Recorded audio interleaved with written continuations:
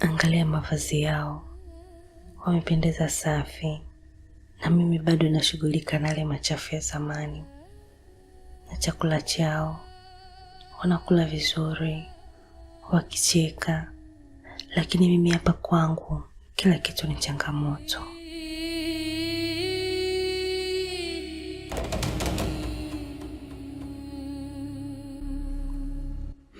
Sada, nahisi wivu wako unahusiana na kila kitu kidogo cha maisha ya kila siku.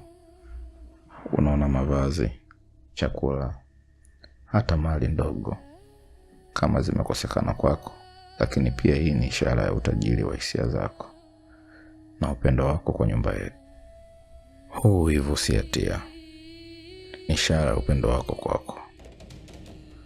Naona kila kitu kinachogusa maisha yetu, na anajali zaidi kuliko ninavyotia shaka. Lazima nione hili kama wito wa moyo wake na ruhusa ya kupambania pesa.